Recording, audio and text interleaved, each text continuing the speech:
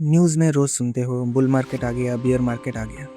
लेकिन क्या सच में जानते हो इसका मतलब? आज ये 2 टर्म्स इतने क्लियरली समझाऊंगा कि तुम लाइफ में कभी नहीं भूलोगे। और ये जानना इसलिए ज़रूरी है क्योंकि ये डायरेक्टली अफेक्ट करता है तुम्हारी इन्वेस्टिंग स्ट्रैटेजी को। आइए समझते हैं बुल मार्केट और बियर मार्केट क्या होता है। सबसे पहले बुल मार्केट क्या होता है? जब मार्केट ऊपर जा रहा होता है, प्राइसेस बढ़ते हैं, इकोनॉमी स्ट्रांग होती है, लोग ऑप्टिमिस्टिक होते हैं, इसको कहते हैं बुल मार्केट। बुल इसलिए क्योंकि बुल यानी कि सांड अपने सींगों से ऊपर की तरफ वार करता है। जनरली बुल मार्केट में निफ्टी या सेंसेक्स 20% या उससे ज़्यादा बढ़ता है रिसेंट लो से।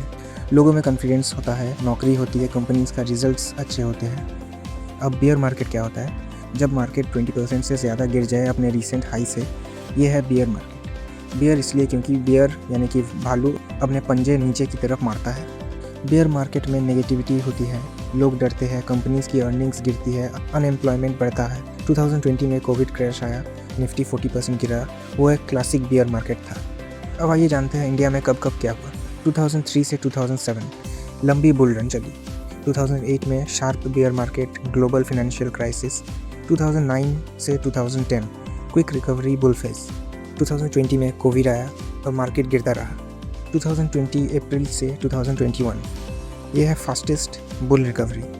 2022 में ब्रीफ करेक्शन आया। 2023 से 2026 फिर बुल मार्केट फेज चला।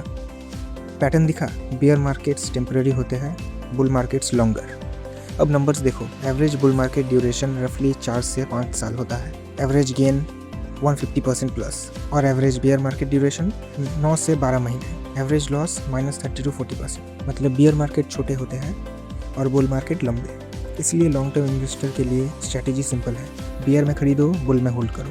अब आइए जानते हैं मोस्ट इन्वेस्टर्स क्या गलती करते हैं। बियर मार्केट में घबरा के सब कुछ बेच देते हैं एग्जैक्टली नीचे पे। फिर जब मार्केट रिकवर हो जाती है और ऊपर जाने लगती है तब वापस खरीदने आते हैं एग्जैक्टली ऊपर पे। रिजल्ट क्या है? दोनों तरफ लॉस। वाइस इन्वेस्टर ऐसा नहीं करता। वाइस इन्वेस्टर बियर मार्केट में SIP जारी रखता है, एक्स्ट्रा यूनिट्स मिलती है सेम पैसे में। मार्केट फेज के हिसाब से स्टॉक्स अलग बिहेव करते हैं।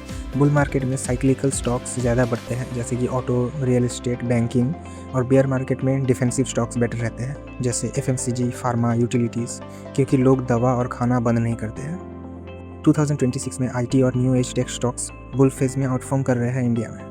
प्रैक्टिकल एडवाइस क्या है तुम्हारे लिए? बुल मार्केट में डिसिप्लिन रहो, ग्रीड से बचो, SIP कंटिन्यू करो, ज़्यादा रिस्क मत लो। बेयर मार्केट में घबराओ मत, SIP बंद मत करो। अगर पैसे अवेलेबल है तो लमसम डालने का अच्छा टाइम है। रोज़ अपना पोर्टफोलियो चेक करना बंद करो।